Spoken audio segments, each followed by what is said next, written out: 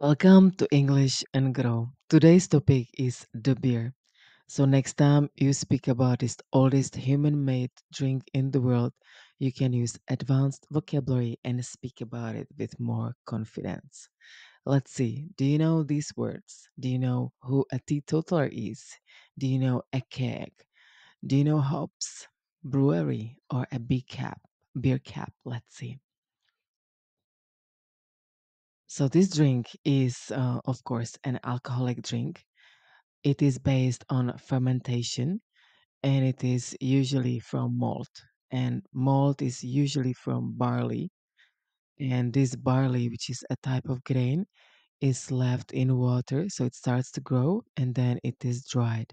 And in my country, hops is also added. That's an essential part of Czech beer.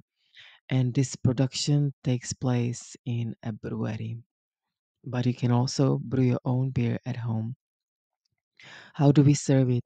In my country, we don't serve it in glasses on stems, which are more used for wine, I would say, but they are served in frosted beer mugs. Usually the volume is zero point 0.5 liter, but you can also order a small beer, which is zero point 0.3.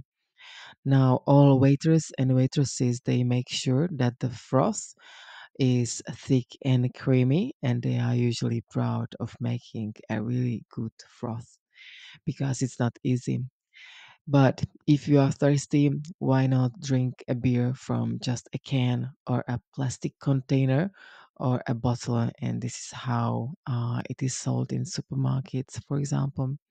There are many kinds. So you have light beer, which is usually called pale ale, and you can have dark beer, and that might be called a porter. And in my country, you can also ask for a half and half beer, which is a mixture of light and dark beer. Now, in breweries, the fermentation process takes place in a vat, and to respect the high hygiene standards, the material the vats are made from is stainless steel. But if you are a brewer and you brew at home, so you can just make a small batch in any container you like. Now, in restaurants or in pubs, what you see is usually a beer tap. It's the same as a beer pipe. And the waiters and waitresses, they make draft beer. And the spelling of draft, which you can also pronounce as draft, is either the American or the British way. The British way is the longer one. And usually to the restaurants, the beer comes in barrels and you can buy your own keg if you want to have an awesome beer party at your barbecue, for example. One more time. So in restaurants, you see beer taps or beer pipes, and you can serve it draft, which is the best way how to serve it.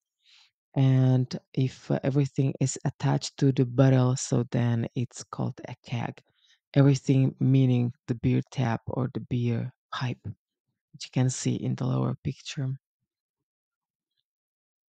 And one more time about the ingredients. So in my country, the malt is from barley and hops is added. But in South America, they make beer from corn. And if you are a home brewer, why not try a corn beer? And in Asia, they use rice to make beer. Now, people love beer because of socializing. They want to party, get together, and unwind. And because they believe that the more, the merrier. That means the more people, the more fun you are going to experience. And some people even collect some items like beer caps, and you can also collect bottle openers. I think that makes a great and practical merchandise. So, one more time, you open it with a bottle opener, and that means you remove the beer cap. Now, alcoholism actually is a serious addiction, isn't it? It's a highly addictive substance. And let me ask you, is it really so irreplaceable? Can you do without alcohol? Because let's face it, it's a severe addiction and it can lead to domestic violence. Now, I don't say that everyone who drinks beer is a violent person, but many vetted partners actually can confirm that it is linked to alcoholism, what is happening in their homes. Also, as for drivers, it's a crime to drink and drive. It's also a crime to hit and run. I know it can happen without beer, without alcohol, but it is very often actually linked with alcohol. So, what to do? Anyway, let's say that everyone should know the right measure. For somebody, it's one glass. For some people, it's three of them. So everyone should know when too much is too much because the hangover is not the only thing you can suffer tomorrow. There might be also some heavier consequences. So the end of preaching. I don't say that the fact that people drink alcohol is the end of the world. Of course, it's not. But I'm a non drinker. I have been a teetotaler for more than 20 years, and that means I abstain from alcohol. Seriously, not even a drop. So, what have you learned? Do you know what a vat is? The stainless steel container. Do you know the keg, the type of the barrel? Do you know who a teetotaler is?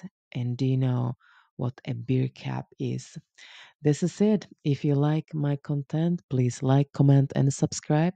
And most importantly, support me on my Patreon, English and Grow, for more videos, Zoom lessons, and language coaching. And remember, if you ever struggle, every breath is a new beginning.